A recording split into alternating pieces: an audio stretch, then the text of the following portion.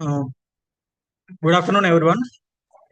So, welcome to day four session of Global Faculty Advanced Development Program. I request Babu sir to introduce today's guest.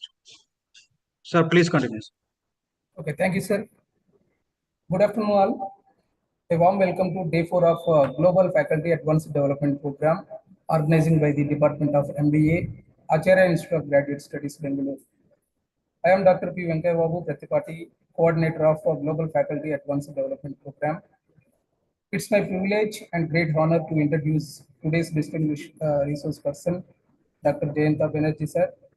Dr. Jayanta Banerjee is working as an associate professor and deputy head at the College of Business, City University, Ajman, UAE. He is also a global professor at Golden Gate University, California, and he has about 25 years of experience in teaching, research, and academics. Dr. Banerjee sir holds PhD in management and has guided numerous PhD scholars in the domain of marketing and general management. Dr. Banerjee's professional journey spans esteemed institutions such as Manipal University, Dubai, Amity University, Kolkata, and Christ University, Bangalore, where he received the Best Teacher Award in the year 2018. He has more than 40 plus research publications in Scopus, Tyler Francis, Springer, UGC, and he has participated over 40 conferences, international conferences globally, and he's acting as a resource person for the international conferences, and he's expert in PhD examiner. Dr. Banerjee sir brings deep insights into the marketing and analytics field. On behalf of everyone present here, on behalf of MBA Department, Acharya Institute of Graduate Studies, I extended a very warm welcome to Dr. Banerjee sir. Thank you so much for accepting our invitation to be a part of Global Faculty Advanced Development Program. Now I am handovering the session to Dr. Banerjee sir. Sir, over to you, sir. Yeah, thank you, Dr. Babu, for such a nice warm welcome. I have very fond feelings about Bangalore because I have worked there in Bangalore for quite a long time, and I really like the city, the people, and we all know that it is a startup hub of India, and also very progressive in technology, definitely in softwares. So thank you, Dr. Babu. I'll start my presentation. Yeah. Okay. So good afternoon, all. The topic that I'll be presenting is quite interesting. When I received the topic, I was thinking that what to say, what not to say, because students, teachers, professors at various levels, we all need to do a level of research. And research that we earlier knew involved going to the library, maybe downloading papers, printing them at certain times, and then going through the marker and reading it. But technology and the way things are done has progressed. We all have started using ChatGPT. Still, in academics, it's a highly debatable area. Should student use ChatGPT? Well, that is a topic for some other workshop, not today. But yes, we all have started using ChatGPT, and we all have understood that it's quite smart. What output it gives is not wrong. You just cannot throw something which has been created by ChatGPT. So artificial intelligence has kind of established itself as one of the principal entity involving our daily life, definitely research, and it has made its way to academics. So today I'll be presenting on this topic. Let me just share my screen. I have a PPT.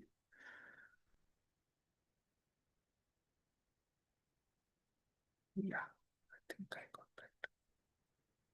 Yes. So,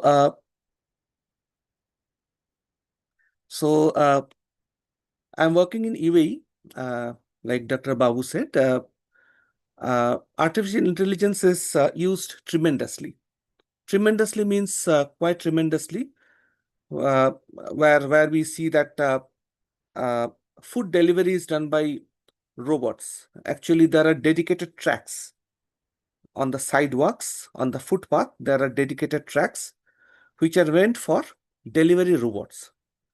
It's not like science fiction type robot, but they are like shopping carts. They are robots, but they look like shopping carts. Products are put and they go to the place where the product has to be delivered. So everything involves technology, and the topic for today's workshop is also very apt. How this AI is getting integrated in research practices. Well, when we talk about artificial intelligence research, like I previously said, it has given us much ease.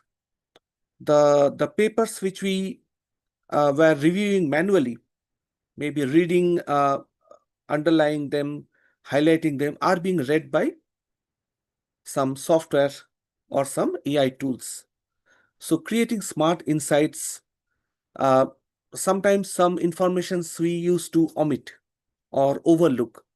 So certain hidden insights, some patterns, they are very, very well established using AI. So in today's workshop, I'll be talking about many AI tools. Many AI tools. Now, because of lack of time, because of uh, you know this all this AI tools require some kind of hands-on. Okay, so you have to use the AI tool on your own and test it. So it cannot be taught. It's something like which requires you to get a hands-on. Thankfully, now for every AI tools that I'll be naming here, I'll be discussing here, there are wonderful YouTube videos. So I'll be telling you the application and how in every stage of research, you have an AI tool to help you. Everything from identifying a topic, from doing your literature review, maybe creating a conceptual framework, maybe writing the paper. For every part of the research that you are doing, you have an AI tool. How to use the AI tool? Well, it requires, like I said, little bit of hands-on. You have to yourself use it, do some trial and error method, and they are not very difficult. They are very user-friendly. Most of them are free. So this workshop's objective is actually threefold. Today's workshop session. One is I'll be introducing you certain AI tools. Some tools definitely you may be knowing. Some tools are new to all of us, and we can explore them. We can explore them as we have used calculators. When we do some problems, when you do some mathematical problems, we use calculators. So like this, we have to use, or we can use, these AI tools. And in every research stages, which AI tool will be useful? So mapping the AI across research stages. And we will discuss some small application areas, discuss ethical considerations, because there are a lot of debates which still are going around. Some group of people say that, no, we should not be using AI tools. Some people say that AI tools degrade the researcher's quality. Well, they are all still in a very debatable stage. And again, some AI tools are not perfect. So the human head reigns supreme. These are simply tools. It never will replace human beings, and the human beings have to actually check what the AI is going to give. So mindlessly, we cannot take some output which is created by AI. Most of you may have used ChatGPT. They cannot create citations. ChatGPT cannot create citations. The citations which are created by ChatGPT are fake. They are hypothetical. They are not correct. So still AI, all the tools have some shortcomings. They are not perfect, and we have to use it to help us in our research. We cannot take directly outputs from the AI tools. So is AI replacing researchers? Definitely. The answer is a big no. Fine. So we require human beings. What AI does is AI supports and augments human thinking. It helps us. It helps us. Like cycle don't replace walking, something like that. We require walking, or we require something which we have been doing for a long time. So AI supports, helps human beings, critical thinking, and it does not replace the logic and the arguments that human mind can perform. So we are safe. Now this evolution of research method, when we talk about research, well, research has a method, right? Research requires a process, steps. So earlier we used to do manual work. We used to read through maybe papers. Each paper maybe some 20 pages. Our research supervisors, PhD supervisors, master thesis supervisors used to tell us, no, read at least maybe 10 papers, then come to us. So the thing were manual, fine. Then it became digital. We started using softwares like Mendeley. Again, Mendeley may have been used by many. So Mendeley, and we all know about Google Scholar. So papers were from manual journals stacked in libraries. Things become digital. Now we have AI-enhanced libraries. Each digital library has an AI assistant. So now AI assists each step of a research, from data collection, from reviews, even from analysis, both qualitative and quantitative analysis. And they are doing a pretty good job. So AI supports speed. AI does analysis and brings out wonderful insights. So when we talk about artificial intelligence in research, well, we have heard these words: machine learning, natural language processing, predictive analysis. Well, the entire thing which AI does is it creates some kind of patterns. It creates some kind of patterns. It summarizes. It creates new content from the summary. So it does not create knowledge. Okay, but what it does is it assimilates.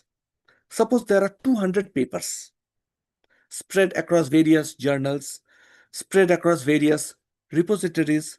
What it does is it kind of connects, links. So it helps with pattern discovery, summarization, and new content creation. So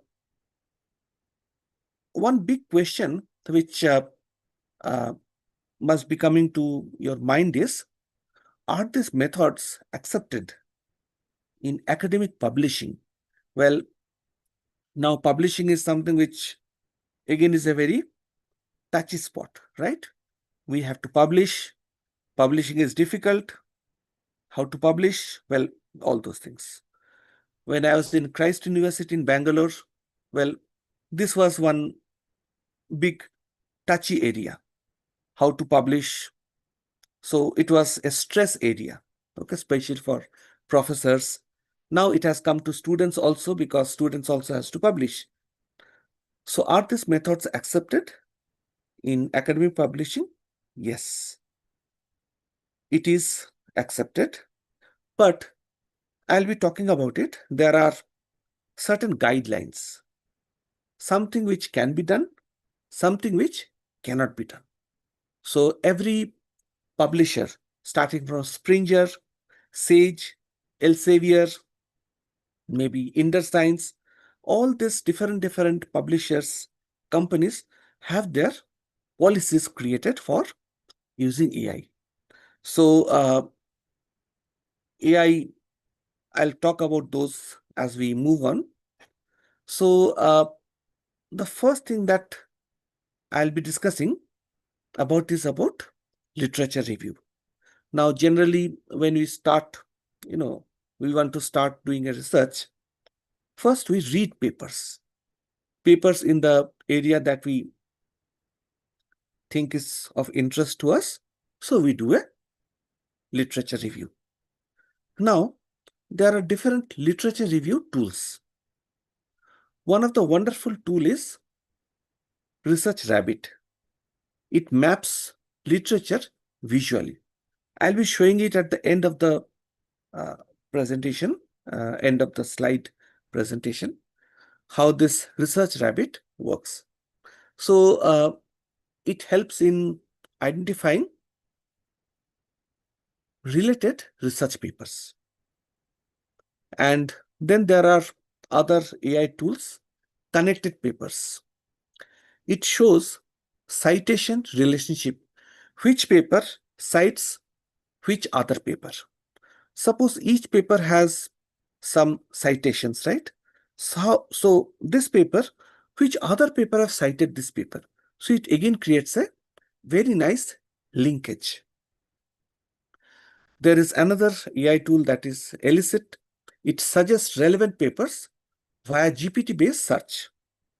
So these are certain tools which helps us in the literature review process. So Search GPT, if you put it in Google, you will land up there. So Search GPT actually focuses on conversational answers. Well, we have Google search also, but what Google search does is it gives us a search list of search options, list of websites, list of web links. But Search GPT focuses on very direct conventional answers. So it gives a very concise response, and it's very specialized. Okay, so you can use different filters which will help you land up on a particular research paper which you should be reading, which is part of your literature review in research. For example, connected papers, certain research have shown that connected papers have reduced manual searching by 50%. When you do a manual search using Google Scholar, we don't get relevant research papers. Students come to us and say that, no, in this topic, we are not finding papers. I encounter every day students who come to me and say that, sir, you have approved this topic, but I'm not finding papers in the Google Scholar. So these things will not happen if AI tools are used. Then, as we move on in the data collection stage, again, we can use some AI tools, wonderful AI tools. So it helps us do web scraping, sentiment analysis, and also chatbot surveys. It speeds us data collection, qualitative data collection. We can scrape data. We can actually identify when this data is generated. See, if you imagine that a particular LinkedIn post can have so many comments, reply comments to it.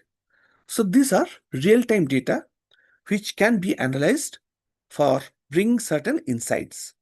Say, for example, Maggie have launched a new flavor of noodles. So maybe in some social media platform like Facebook, or even some other portals, some blog sites, people can start discussing, they can start putting their comments. These comments can be used for further analysis. So AI can be used for data collection. Twitter can be used for sentiment analysis.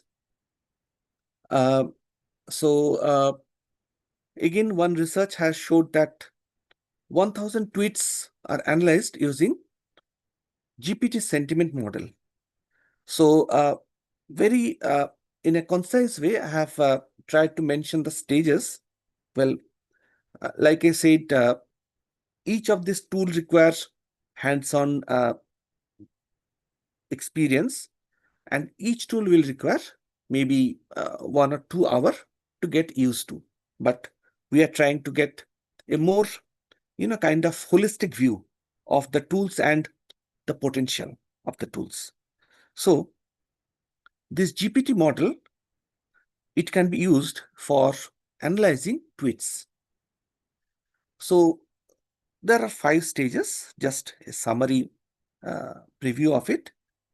So the data need to be prepared. Okay, like when we gather data through a questionnaire, we had to put it in the Excel sheet, right? We had to remove the columns which are not required, hide the columns, like that. The first stage is you have to clean the data. Some irrelevant words, some irrelevant characters which kind of gets collected need to be removed. After that, select a GPT model. Now this GPT model, there are different models available. GPT-2 is free. 3 is also free, but has some limitations. It has a paid version. So GPT-2 models are available for download.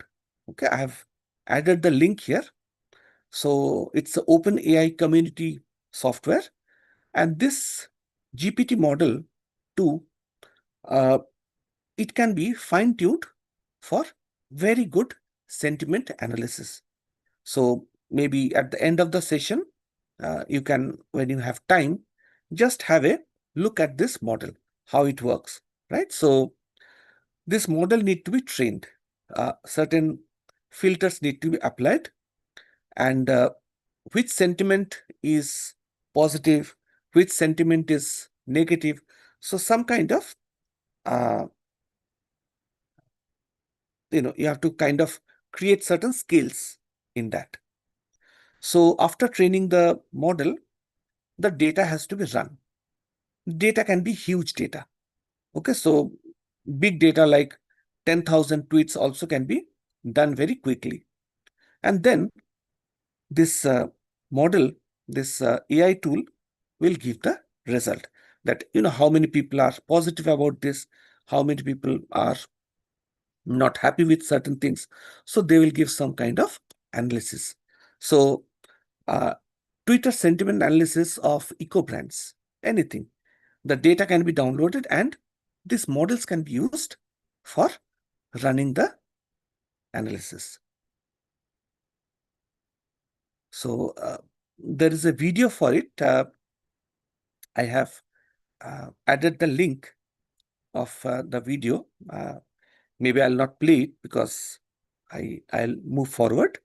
So it kind of highlights how this analysis can be done. Okay, so once you have this, once you see this video, some 8 minutes of video, you will have a very good idea about how this entire process executed. So you can write very nice research papers using downloaded tweets and doing sentiment analysis using this GPT-2 model. Now, when you design survey, when you design your questionnaire, when you design your survey, again, you have certain wonderful tools. One is Qualtrics, IQ, Survey Sparrow. AI-based, you can do AI-based pre-testing of the questionnaire. You can improve the questionnaires wording. Certain questionnaires which are, we use Conrack Alpha for testing the internal consistency of questionnaires. So all this can be, actually, this testing part can be done. Whether the questionnaire is, we check the questionnaire. Qualitative way, we do pilot testing. So there are a lot of time and effort which goes in testing a questionnaire. This can be reduced using artificial intelligence tools. They create simulated data, they run the questionnaires through using simulated data, and then they give their opinion whether the questionnaire fits to this particular target sample. So AI can be used both in qualitative as well as quantitative data. So in qualitative analysis, NVivo does a wonderful job. Well, it's a paid software. It need to be purchased. Unfortunately, it is not free, but there are free options also. So you can use otter.ai for transcriptions. So suppose you have taken an interview. Okay, suppose you have taken an interview. So you have recorded the voice file through maybe mobile phone or some other recording system. Now it need to be converted into text. You need to convert that voice message into text. Okay, so suppose in an interview based research, you have interviewed some 15 to 16 people, respondents. Those are voice data. This voice data need to be converted into text for further analysis. So this otter.ai does this job. It removes also unnecessary words which are not relevant to this particular research. See, when we talk in English, we use a lot of repetitive words unintentionally. Those words are removed. So this artificial intelligence, otter.ai, understands that no, these are not relevant words. These are repetitive words. Some people say lot of words or some other word, right? Those are removed. NVivo, what it does is, it generates themes. For example, say 16 people you have taken interview. Out of them, 8 people have said something which is common. 4 people have said something again which is common. So clustering of opinion, creating themes can be very nicely done through NVivo. So for example, there was a research which was done to study the health anxiety. So there were some cancer patient survivors, right? People who have successfully survived the treatment, and their cancer is now not there. So these patients, they were interviewed. So the themes that were generated were fear, hope, resilience, and support. So 4 themes. So for all the people who are interviewed, their opinions can be clustered into these 4 themes using NVivo. So in quantitative analysis also, now AI is being used wonderfully. See, earlier, some 10 years back, 15 years back, we were using SPSS. Well, it's a very robust software. Not talking bad about it. It's a very good software. Then came Smart PLS. Smart PLS, again, many of you must have been using or have been used already in the past. Smart PLS has some advantage over SPSS, especially creating the models, linkages, and also using very small sample size. So Smart PLS works on a very small sample size. So there are some advantages as we proceed, new softwares get created. Now, Using AI also, we can use lot of quantitative analysis. Again, in all this tools, I'd like to say that in each step of the research, human validation is important. Well, AI speeds up work, fine. The speed of analysis, the speed of work is increased, grateful, but it is not error-free. That time has not yet come. So maybe it will take a couple of years, 5 years, 10 years. AI is getting smarter, but still not as of today. So for everything, the human mind reigns supreme. So for qualitative analysis, there are again different tools, and this does not require any programming skills. Okay, they are ready-made softwares, and you can actually give prompts that do a correlation analysis between this and this, do a regression between column this and this. So it is as simple as that. Whole Excel sheet can be uploaded. And also, like if you want to do some analysis between it kind of checks which is independent variable, which are the moderators, which is dependable variable. It does a pretty much good job.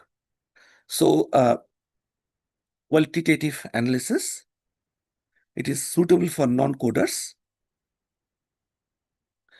There was a study which was done in USA. So it used Google's GPS data and AutoML to identify travel changes. So especially like when government creates policy, where we require a highway, which street should be upgraded to a highway, where should we need to make a bridge, where should we need to make a flyover. For this kind of information, we require mobility data, from where to where people are moving. See, like in Bangalore, if I remember, tin factory. Tin factory, yes, I think tin factory. Tin factory is a major traffic bottleneck, choke point, right? Again, sometime like Hosu Road area, okay, especially Dairy Circle area becomes a choke point. So there are different choke points in Bangalore.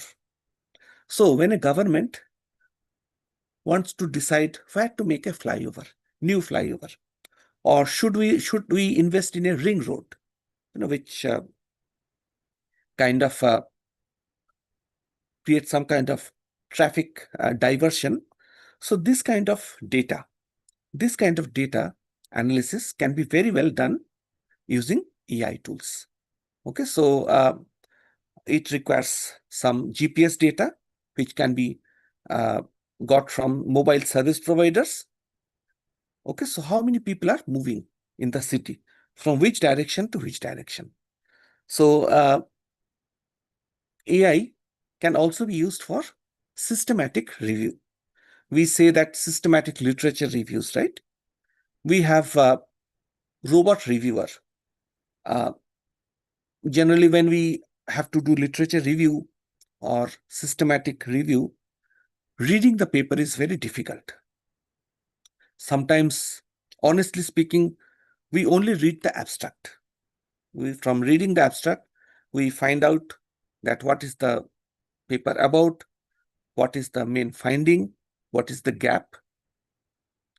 So these tools, especially robot reviewer, is of great help. So at certain level, till certain level, they are free. It takes some papers, some 50 papers. After that, it goes to the paid version. So 50 papers, if you give the DOI or if you give the web link, it will speed up this screening process. It will also suggest which paper can be included and also tell you which paper is not relevant. So it gives a huge, it speeds up your work tremendously. So you get some 50 paper maybe for your PhD work, which are very good and which are very much related to your research paper. See, most of the time we do literature review, but it is more or less like we search, we find something, we have to cite, we do it. But we may have missed certain good paper. Using AI, that chance gets reduced. You get all the good papers in your study area.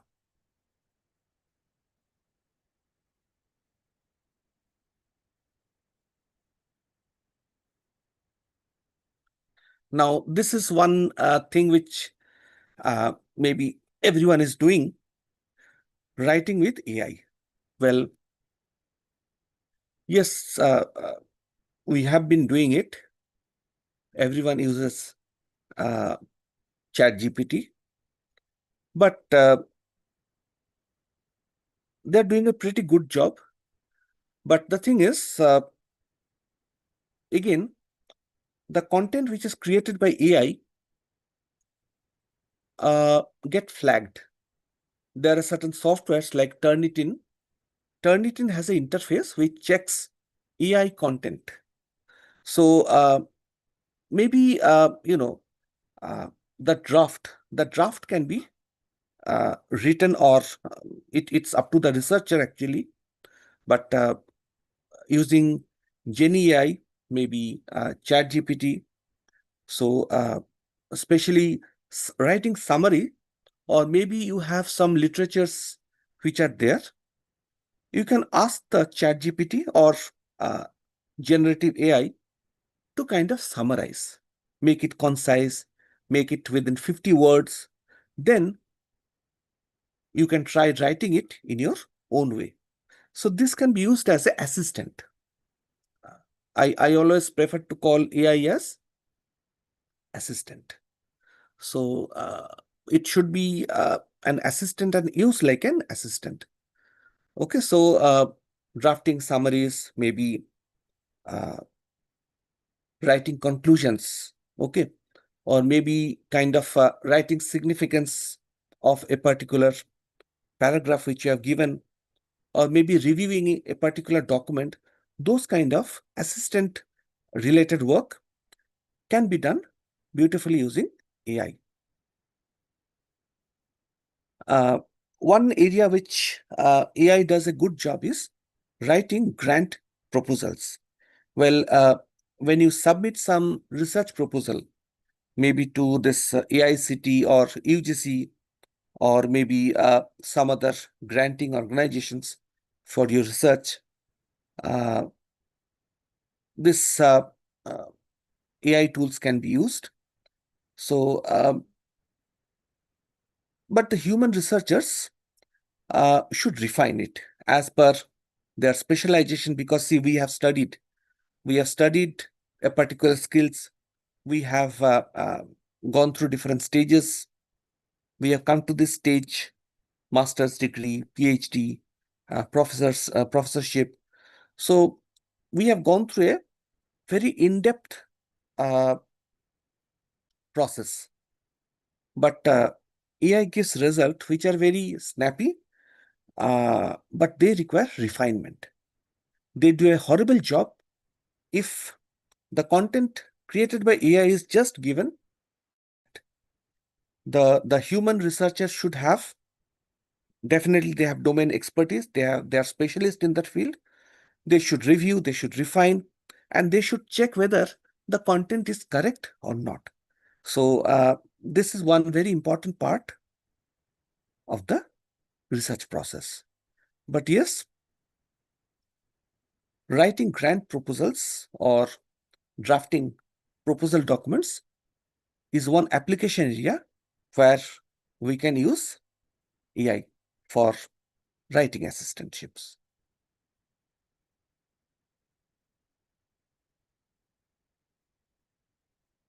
But like I said, Turnitin has inbuilt AI detection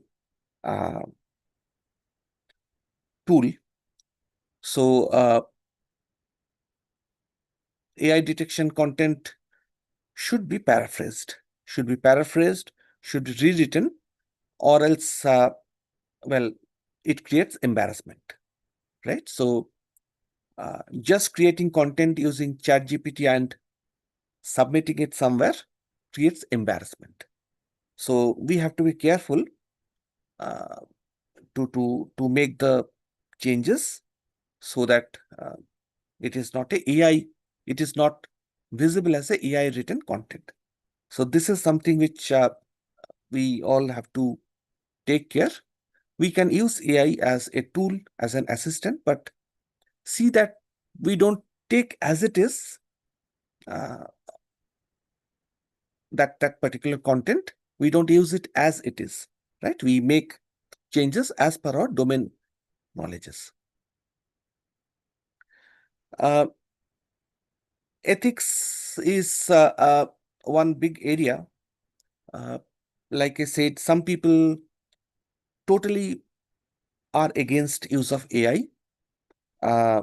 In maybe one sense, it is good. In one sense, it is not good.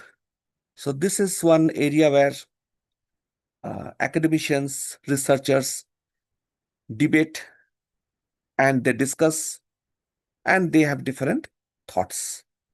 But the thing is, research ethics, for everything what has been done, there should be transparency. And if AI is used, there should be a mention of it. Because what happens is, especially journals like Nature, Elsevier, Springer, they demand transparency. If something has been, suppose you have used AI for refinement of the language. English is not our mother tongue. We have learned that language, right? So our English is not, we are not native English speakers, right? Native English speakers are British and Americans, right? So many of us use AI for language refinement. So every journals have their policies on AI use. If you visit the journal's homepage, you will see that they have very clear-cut instructions. What can be done using AI, what cannot be done using AI. And definitely AI cannot be authors. So there are a lot of paper retractions. Again, that is happening nowadays on many Indian papers.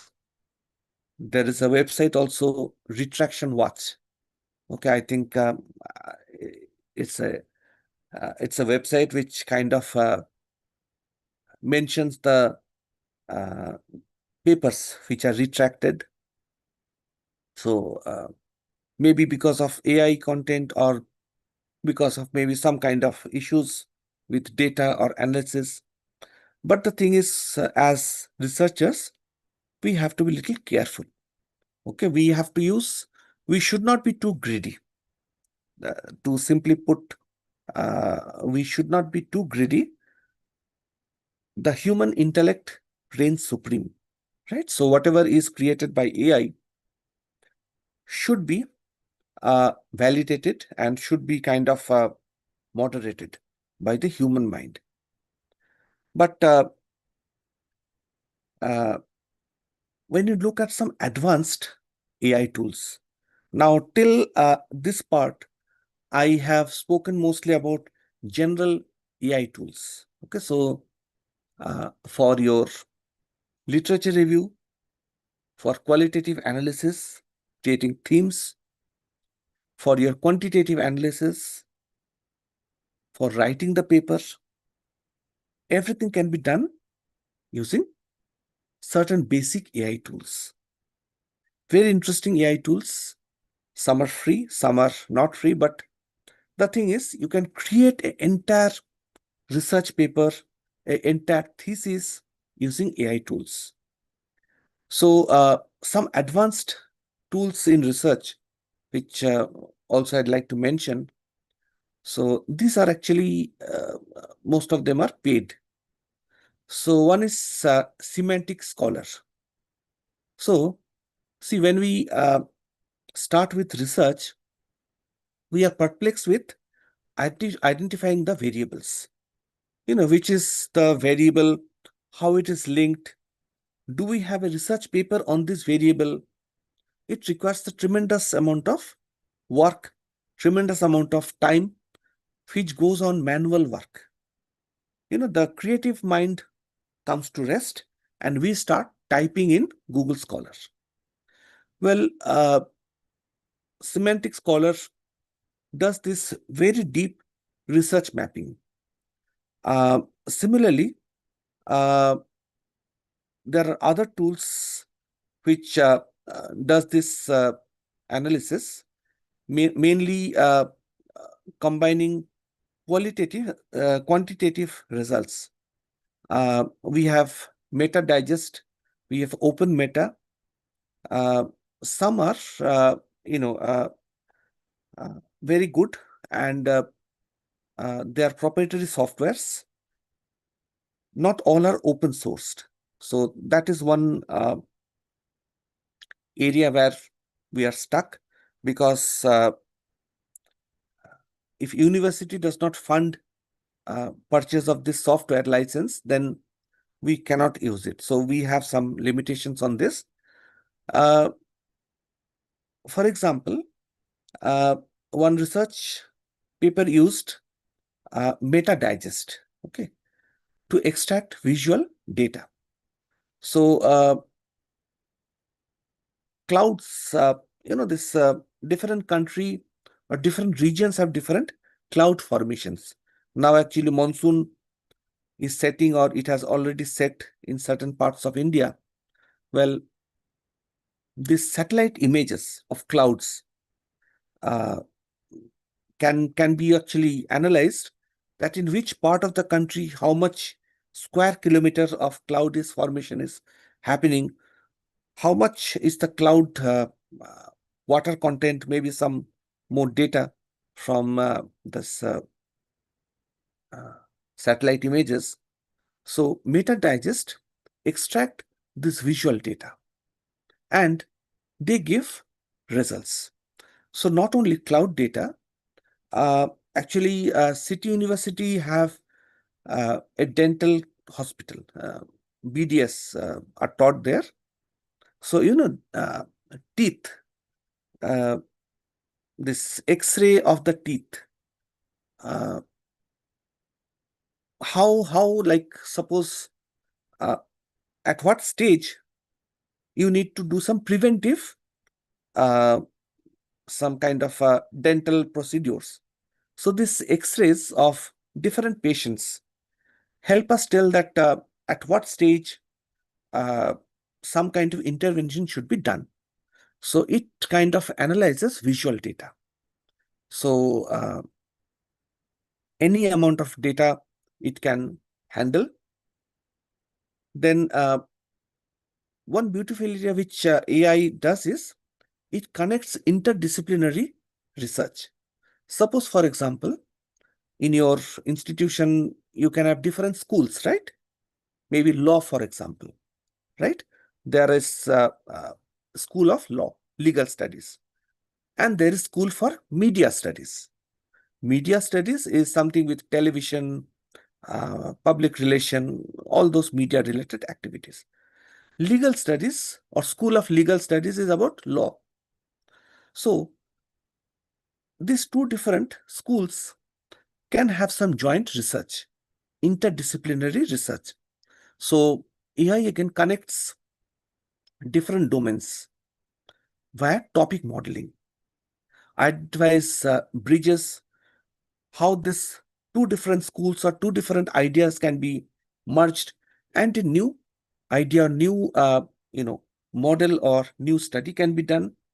So AI does very good work in identifying interdisciplinary research. And especially, for example, one study was done to link academic academic anxiety. So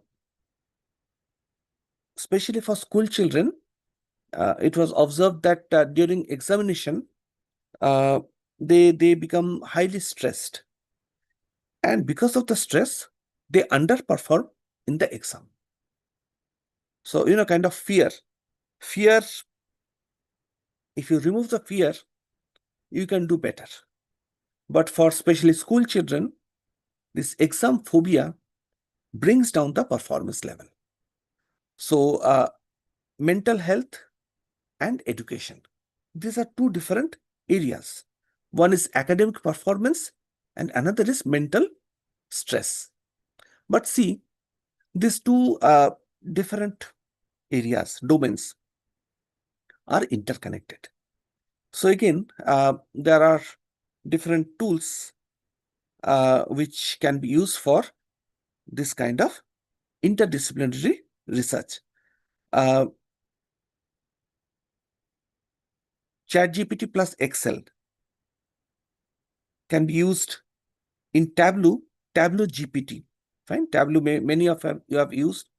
So all these tools help create visual presentations and definitely bring insights. One area for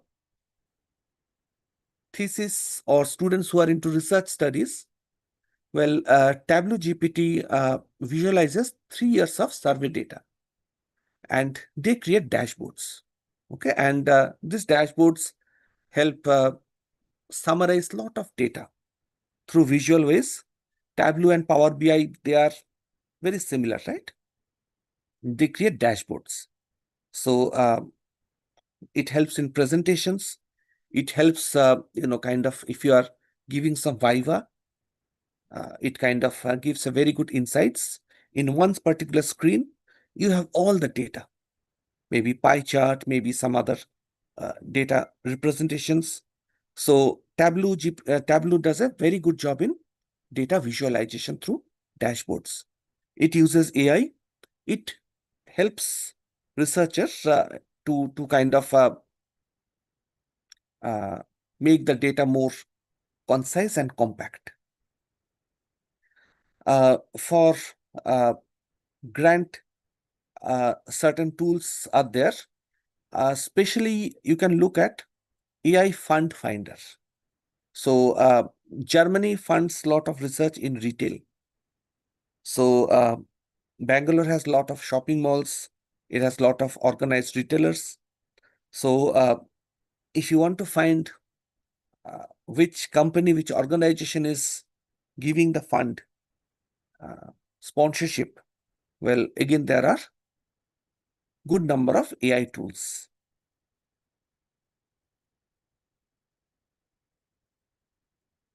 So human AI collaboration in research is what we see the future.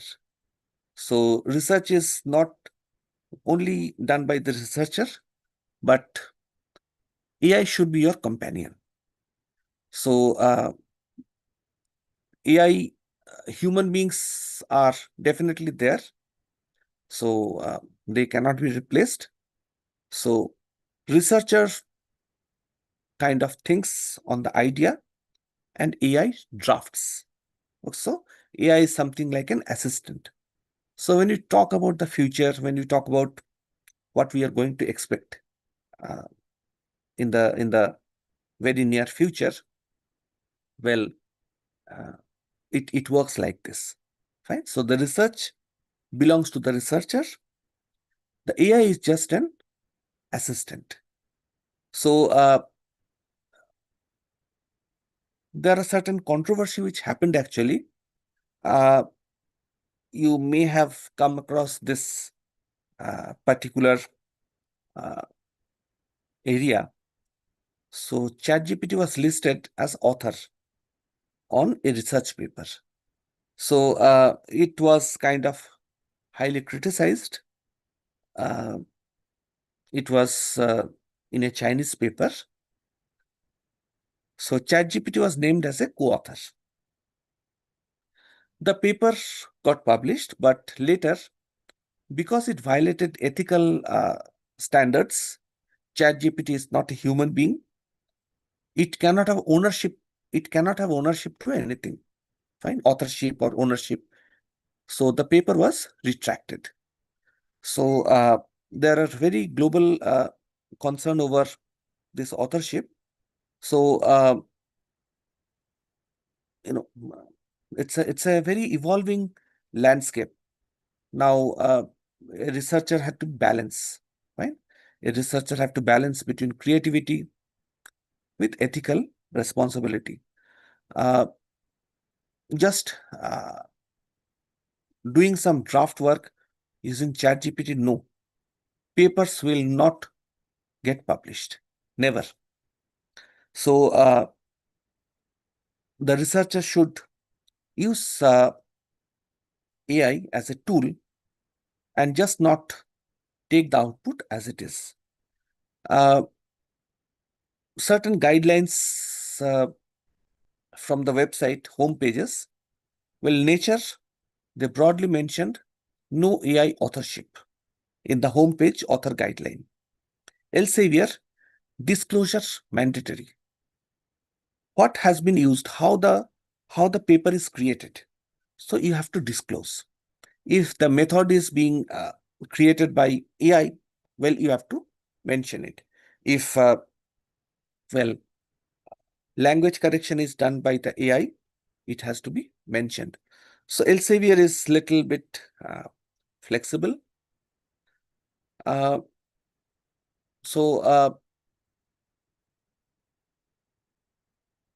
Certain tools you can try out. One is elicit.org.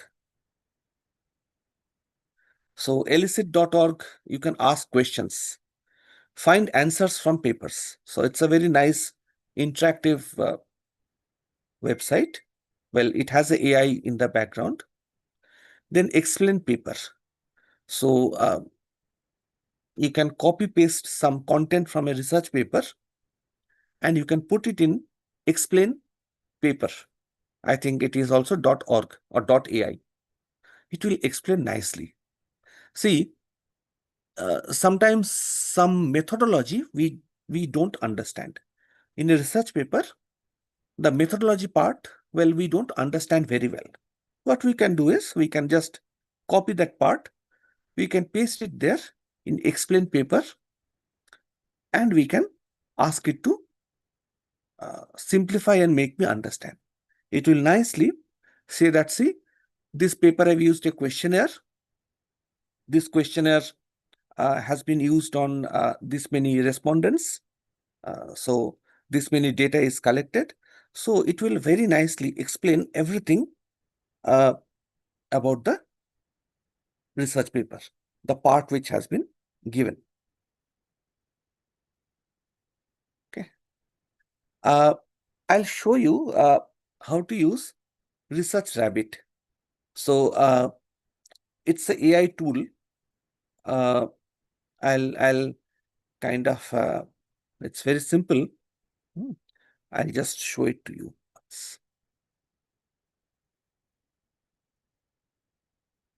Let me just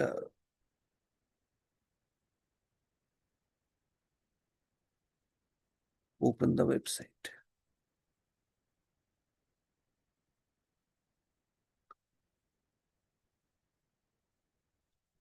So I think I'm sharing my entire screen. So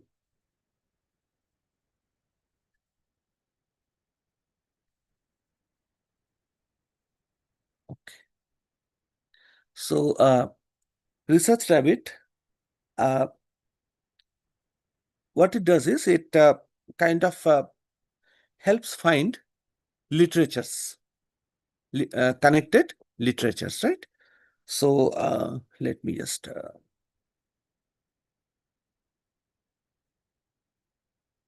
Let me just log in. So the website for this particular application is researchrabbit.ai.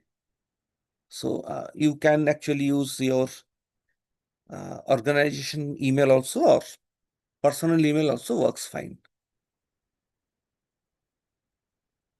So once you register, it's free registration. Once you register using your email, you need to log in, and this page opens up. Now, see, in the first page, it is asking you to add papers. So suppose you, I'll take one paper from here.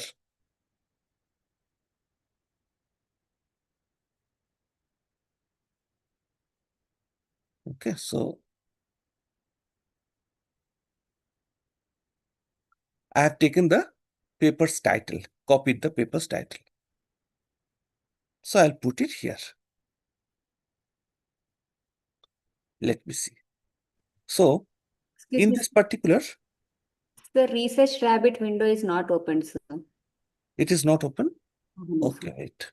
Then I think I have to share again. Just a minute.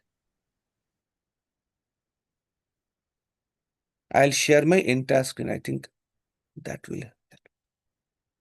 Entire screen.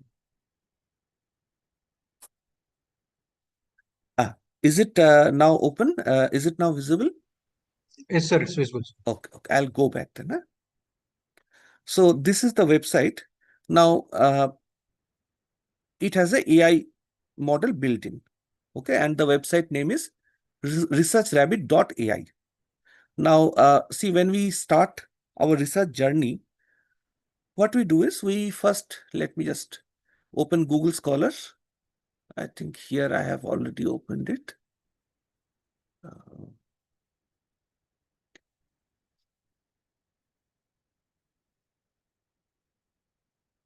So generally what we do is we go into Google Scholar, and suppose we want to do a research on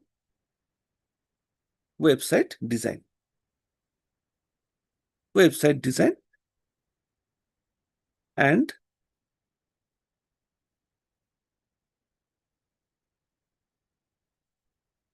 marketing. So we get some relevant papers, right? Now, there are many papers. If you see this particular number, there are 35 lakh 50,000 papers. So out of this, I don't know which is very important to me, which is not important to me. Google Scholar have done a random search, keyword matching search. Somehow it has given me the result. And it has given me a list. If you see 2010, I have got one paper. Maybe Google have used its algorithm, and this is listed first. Maybe more number of keywords matching is here. Marketing, website design, marketing. Okay. But I don't know, maybe somewhere here on the 8th page or 9th page, there is an important paper which I may miss. So generally what we do, we generally stick to the first page. See, we generally stick to the first, maybe 10, 12, whatever papers are coming, or better we do is we go for custom range and we give some years, right? Say 2020 to 2025. We do this, go for search. Yes. So see, between 2020 and 2025, 5 years or 6 years, we have got 22,000 results. Difficult, very difficult for us to get to the correct, relevant, good papers. So I'm lost, 22,000. How many papers to read? What to do? So what we can do is, we can look at this website. this AI tool. So let me log in. So I have already created a username and password. Just a email, using email you can do it. So I'll log in. Okay. So once you log in, this window will open. In this window, you will see there are two things. One is, it is asking a title of a paper. So let me, suppose from Google Scholar, I have found out a paper which is of website design and it is of marketing. You can see online customer buying satisfaction, loyalty, e-tailer. So it is from marketing and website design. Okay. So I have got one paper. I'll take the title. Let me paste it here. Paste it here. Okay.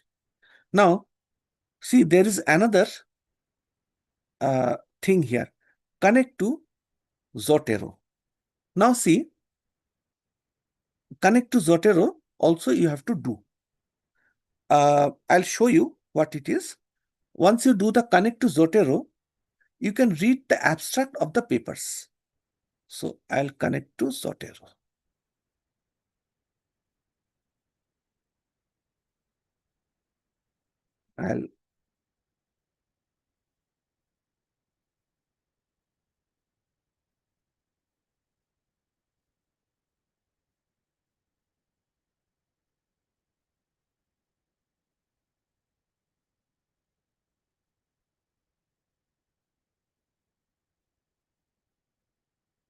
I have to create. Okay. So this Zotero, I'll do it later. So now let me do a search. Okay, I have pasted this title. I'll do a search. Okay.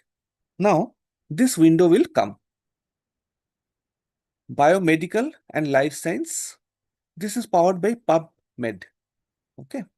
And all subject. So if you are from biomedical or if you are from life science, choose this, or else if you are from management, this one. Okay. Now see what it did is, I have given the title of a research paper. It have given me the abstract. What I'll do is, I will add to collection, the green button. So here what I'm doing is, I'm trying to create a library. So add to collection. Okay.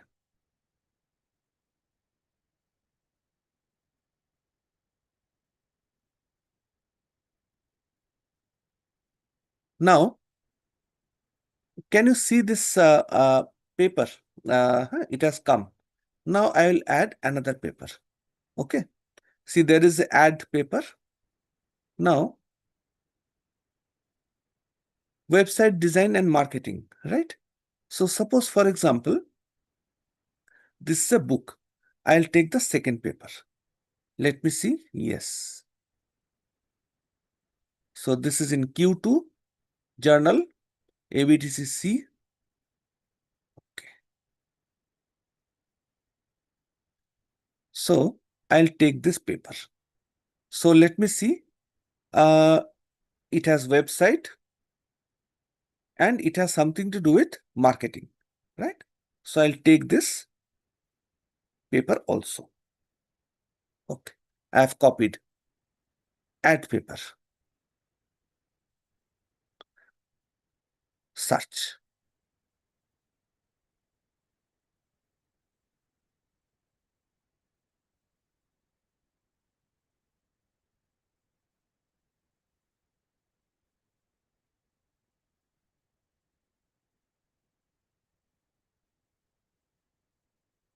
Yes. So so the next paper also have come. I'll add to collection. So just I have added two paper. Now see what happens.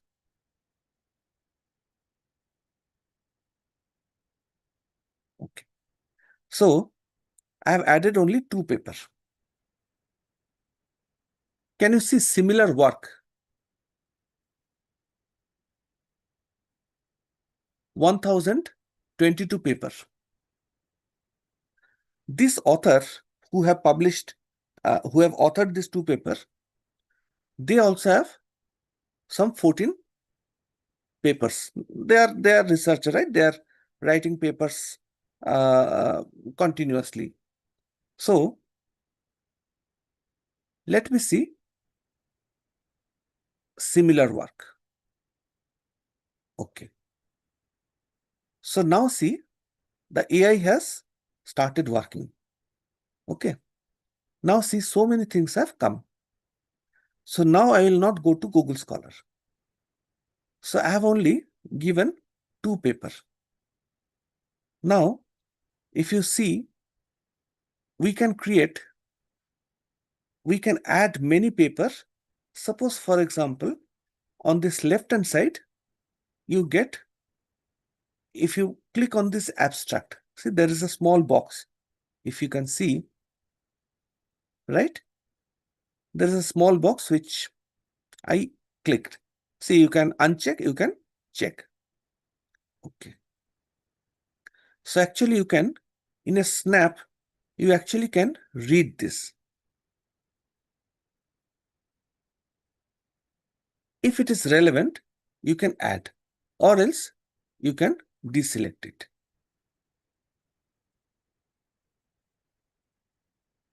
Then this map is getting built. So you started with, if you see, this is our first paper, green color, right? I am not sure if you can see the color. It is quite light. See, we have added 2 papers. See, Chakrabarti 2022. I'll show you again. See, this is Chakrabarti 2022, right? So this paper we have added. This is our, seed. We call it a seed paper.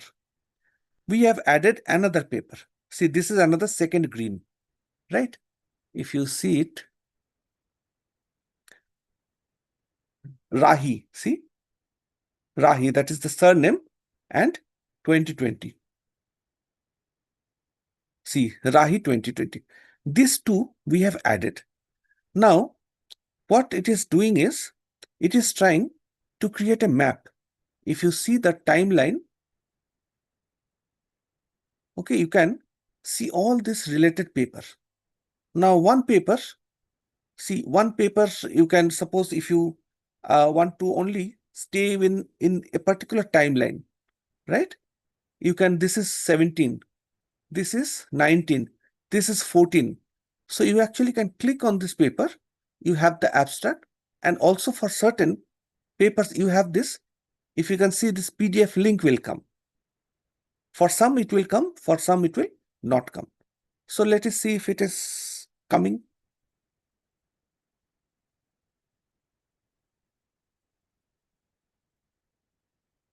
It is coming. Okay, so there are some papers which are downloadable, right? So see it downloaded. So this particular AI tool, what it helped is just giving 2 papers in my related area. I have got so many papers in my topic, and we also have a relationship map. Fine. If you can zoom in, you actually can kind of find the relationship between each paper. So I'll zoom out. So there are a lot of suggestions which also the AI tool gives. See, like these authors. So these 2 papers which we have given, papers. Okay, these 2 papers, they have other papers also. See, this Rahi, 7 publication, right? Okay, so this is my name. So I also have 10 publication.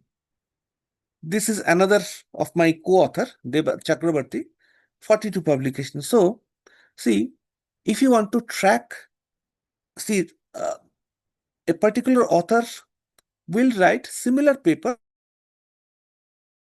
through that particular author also, or you can track through that particular topic also. So you don't have to touch Google Scholar. And in Google Scholar, if you go, you have a huge number of papers. See, we have just given 5-year timeline. In that also, we are getting 22,000 papers. We simply cannot read so many abstract. We don't know which to read, which not to read. So this Research Rabbit free application helps us in a tremendous way to find relevant papers. So you have the paper, you have certain papers are downloadable. I showed it just now. Fine. So certain papers are not, sorry, certain papers are, so you can keep adding papers. Okay. You can keep adding papers, or you can use the AI's recommendation, and you can actually read all these papers. See, there are a lot of filters. Okay, there are filters. You can maybe based on recency, you can use this filter. So it is starting from 2020.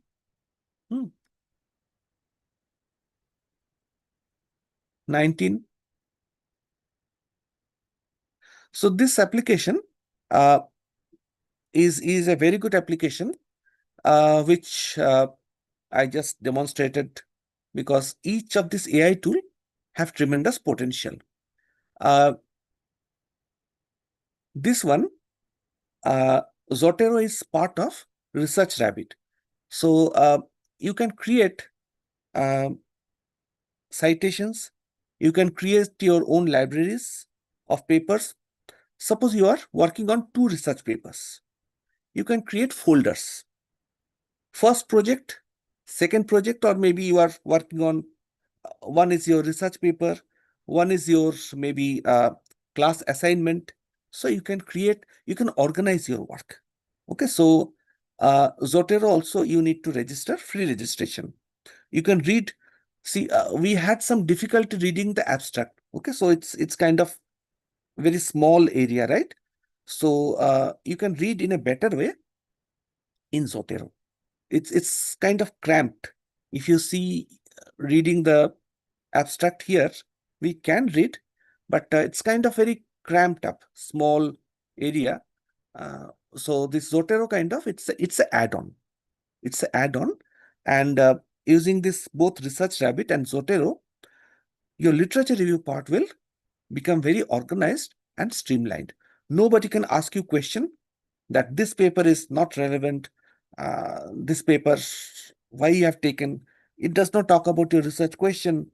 So those things can be avoided. I'll come back to the slide. So there is a nice YouTube video. I have added the link. You can have a look. What I explained is just in the video. Okay. So see, one thing which we try to become, or we become too much over dependent on AI, which should be consciously avoided. Okay, AI is there, fine. But like we become very lazy.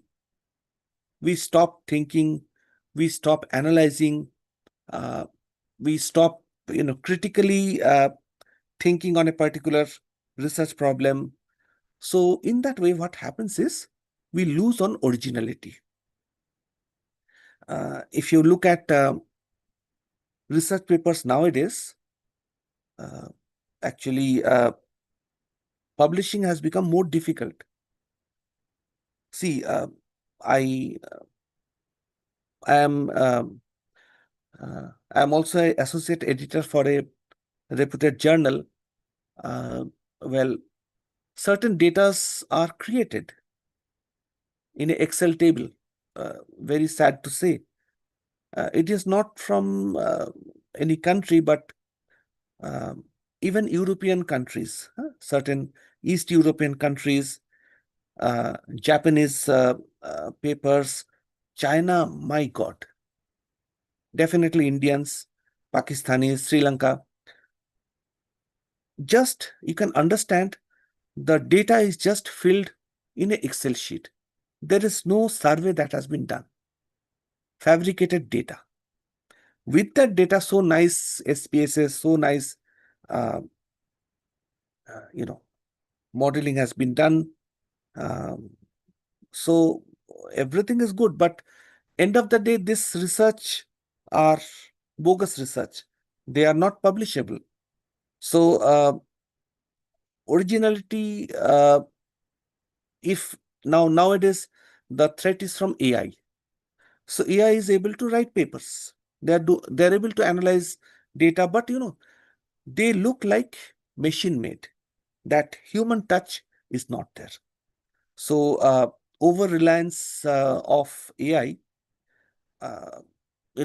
makes research paper of very, very low quality. So it should be used time and again. I'm telling, like an assistant. Avoid false citations. AI cannot create citations, especially ChatGPT. Cite sources, original sources. Cross-check with AI-generated citations. Very important. Each citations which maybe AI has created, cross-check. Because the AI is learning. Now it is not able to do, but maybe 6 months later it will be. So if AI is helping you, I showed you about Research Rabbit, but check whether what Research Rabbit is doing, well, it is making sense. So you have to cross-check. Use AI as assistant, not as authority. So nowadays, journals are also using AI reviewers. I think we have a lot of professors here in this workshop. Many of you are reviewing papers, right? So now, Springer also have started AI reviewer. So early trials are being done by Springer. So the AI checks the grammar, the AI checks the originality. It does some kind of editorial work. But yes, humans cannot be replaced as of now. And future of AI, well, personal AI assistant. It is very good in creating literature maps, and it is able to do data analysis. So I'm coming to the end of this presentation. This is the last slide. So we have to use AI ethically. We need to embrace, but it cannot replace human beings. And whatever we do, we have to be transparent and reflective. So AI, we cannot stop use of AI. Researchers will use, students will use, even I have seen newspapers, content written by AI. You actually can, if you read a particular content written by AI, you can understand. Deep dive, they use certain words, right? Deep dive. Then when AI creates a title of a research paper, they will use the colons, right? So there are certain signatures. So you can read and understand. So newspapers also are using content written by AI. So it has gone to that. So we cannot deny it, but it cannot replace human beings. So this was all from my side. Any questions or any kind of feedback. I know this workshop, I have just managed to give you just the names, nothing else of the AI tools. But my suggestion is if you can have a hands-on, because the knowledge is something which already there. Knowledge is there, and we just need to be able to use it. Okay, so this is all from my side. I'm open to questions and discussions. Thank you, sir. Thank you so much, sir. Dear participants, if you have any doubts, you can ask. Please raise your hand.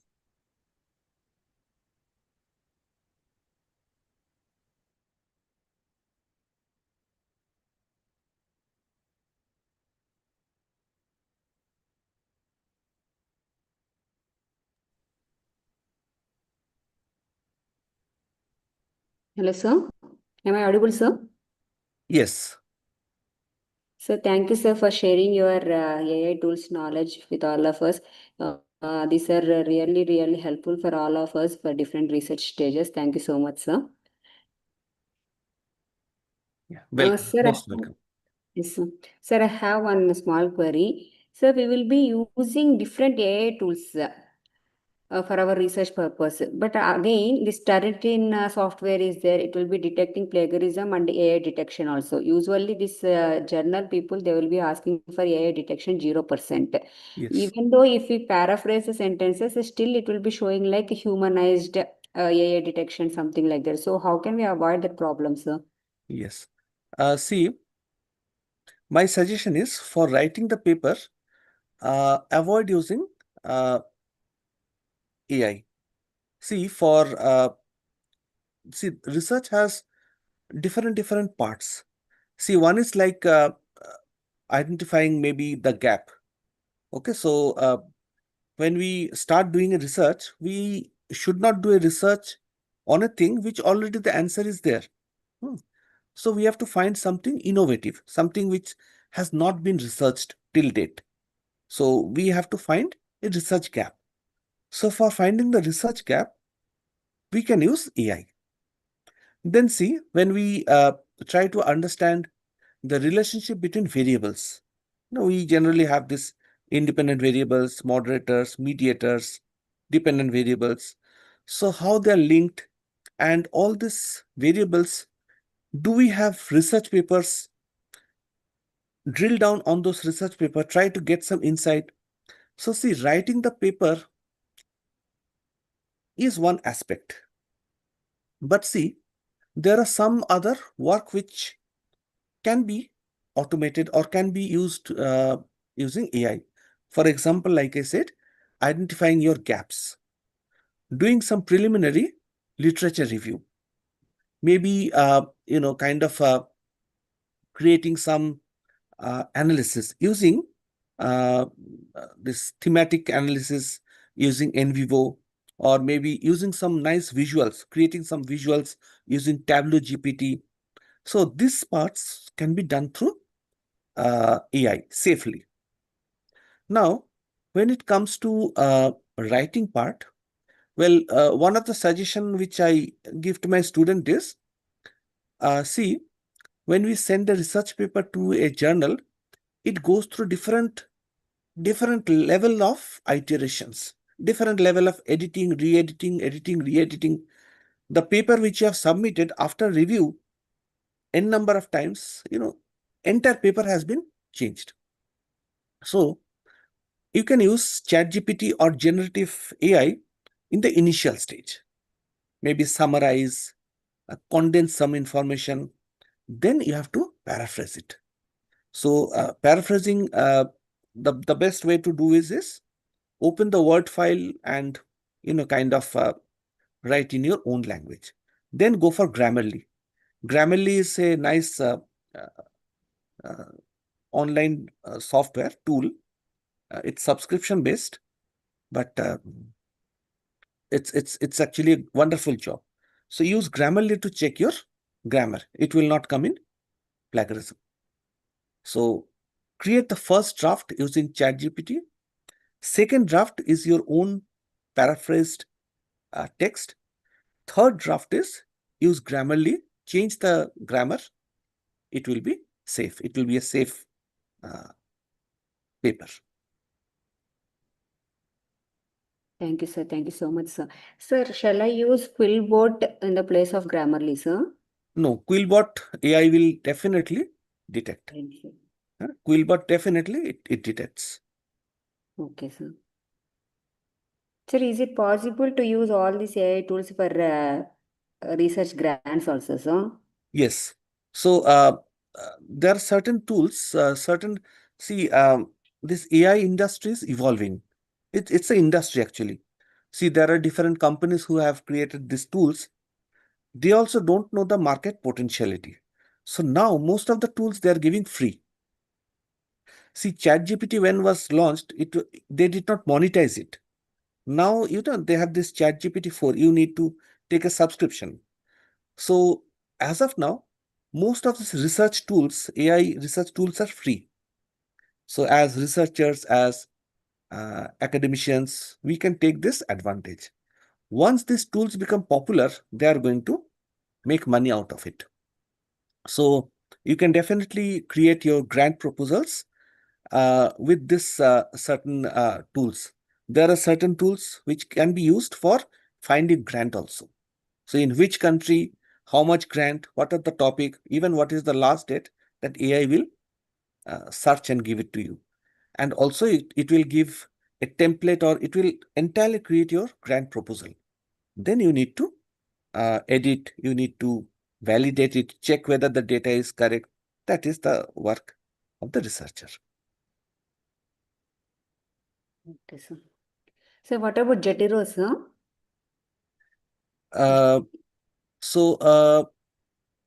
See, it's an add-on to this Research Rabbit. See, in Research Rabbit, what we do is, it is for literature review.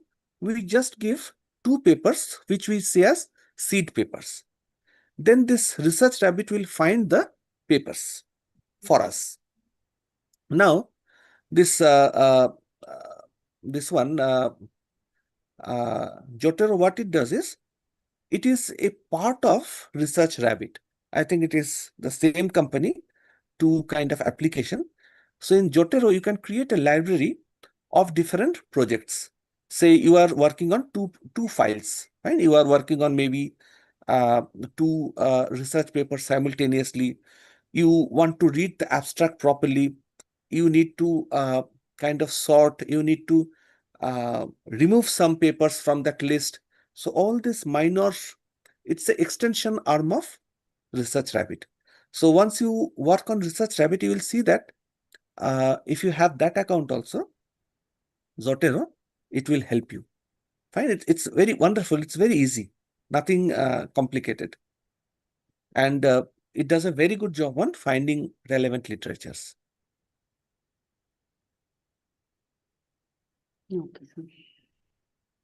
Sir, it is useful like a library. So we cannot write any paper with the Jotaro, no, sir? No. It It is will used as just find library. papers. It will find papers for you, relevant papers for you. You can create some kind of linking diagrams. That also is possible. You can take those node diagrams. Which paper is linked to which paper. You can look at past data. You can have timelines. So for literature review, this application comes in handy. See, all these applications have different very precise applications. One AI tool is not enough for your entire research paper writing. So it is kind of fragmented. Okay, so you can like check all the small tools which I mentioned, and for all of this there are YouTube videos. So just maybe some 5-6 minutes YouTube video, you will get a hands-on what to do and how to do this, and you will see that the output that will come, the research paper that will come out of this, will be wonderful. It will be unique, it will be accepted, and different in-depth insights will come up, which we generally miss. When we do a manual search, we miss those. So those will be taken care. Okay, sir. And the references also we can add through Jetter, sir. Yes, yes. For references, Mendeley does a very good job. Sir, I have heard that in Mendeley, sometimes it will be missing the page numbers of journal, Yes, something yes, like yes. I know. Mendeley has lot of bugs. But this Jotaro will also do that. Okay, sir. For literature review, we Yes, can use Mendeley yes, yes, and Jotaro yes, and Research Rabbit. yes. Okay, sir. Thank you, sir. Thank you Thank so you. much, sir. Lata madam, please respond. Sir, am I audible? Yes, madam, audible. Please ask. Sir, I just wanted to ask, like, can AI replace the researchers? Like, because there is a huge usage of AI, so will there be any researchers further? It's an interesting question actually. See how things are moving forward. See what AI does is AI actually cannot create new knowledge. Okay. See, like we human beings can think out of the box. That is Okay.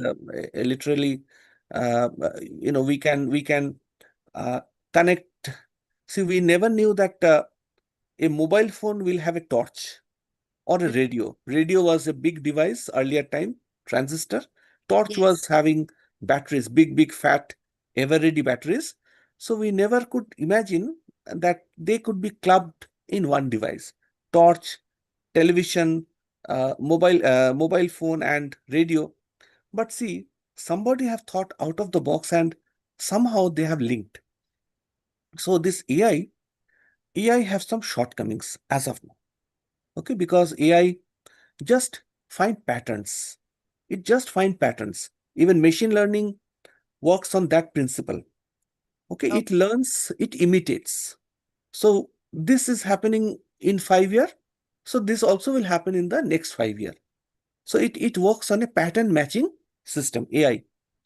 But see, human beings, we think in a different way. We don't think in a linear, our thought process is not in a straight line. We Okay. can jump barriers, we can look at incomplete data, we can assume, we tell lies. Okay, that is human nature. So we can tell lies, we can be imaginative, we can tell stories, we can make false stories seem like truth. Those are human qualities which actually enhances creativity and some new thing comes up, right? So AI is still not able to do it. AI works on pattern matching technology. So something which has happened, it can predict that yes, if these variables are there, it will happen in this way. But something like COVID, which happened out of the blue, this AI cannot predict. So to come back to your question, that no, AI cannot replace researchers. We need researchers because researchers come up with new knowledge. But what AI does is, AI does pattern matching as of now, but well, future is, we don't know. We all have seen this Terminator 2 series movies, right?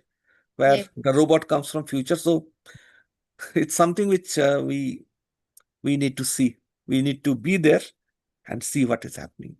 As of now, no replacement for Okay, sir. researchers. Thank you. And one more doubt, sir, like previously before AI has come into existence, like we are mostly depend on Google for any information or anything we just wanted to look for. So whatever it shows, we are blindly, like we used to follow it and we used to believe that. But how far, how much percentage we can have, no, like AI is giving us the proper and accurate information. True. No, AI does not always give accurate information. Hmm. I have seen that in you know see in management we do case studies, right? Yes. So in case studies, what is that? We have some problems. Those problems require some domain expertise to solve, right? Yes. Person who is from marketing can understand that, okay, these are the case, this is the scenario. In this particular scenario, what can be the best option? So this kind of problems, well, AI handle, they give response, but sometimes AI gives very, very wrong answers. So content which is created by AI need to be validated by human beings. We need to recheck, because AI sometimes give very, very bad response. So it need to be trained. When I use ChatGPT, I use it multiple times. I say that, no, this is not happening. Do it in this way. Then it self-corrects. It self-corrects. So maybe after a lot of back and forth, I get a 50 words content which I am happy with. So the human mind should be there, and you have to use AI as a calculator. But yes, validation by human beings is very much required. Okay, sir. Thank you. Dear participants, if anyone have doubts, you can ask.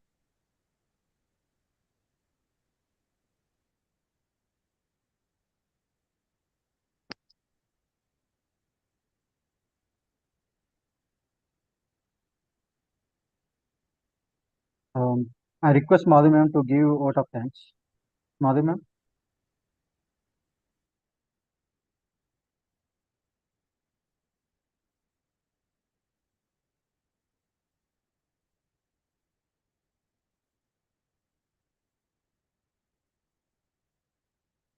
Yes. Very good evening, dear participants. Sir Jayant, sir, nice to meet you again after a long time. Hope you are doing well. Yes, ma'am. Thank you, and hope you are well too. Yes, sir. Yes, I'm as well. And yes, the same energy continues even though after 2 or 3 years of your session, I'm just witnessing the same. Thank you very much for your valuable giving us your valuable time. And there is a long way to travel with you for further our many programs and all. Hope the same cooperation and support will be there from your end so that we can collaborate for further more events and activities. Thank you, sir. Thank you very much. And dear participants, I'm delighted to convey my thanks and, of course, my gratitude to you for your continuous and consistent efforts in listening to your classes and open to learn something new. Thank you very much. We'll be expecting the same for further 2 days. Thank you, and will be a pleasure to meet you again. Thank you, Jayanta sir. We'll be connecting Thank to you. you at the back end for further collaborations. Sure, ma'am. Thank you. Yeah. Thank you, Thank all you. participants.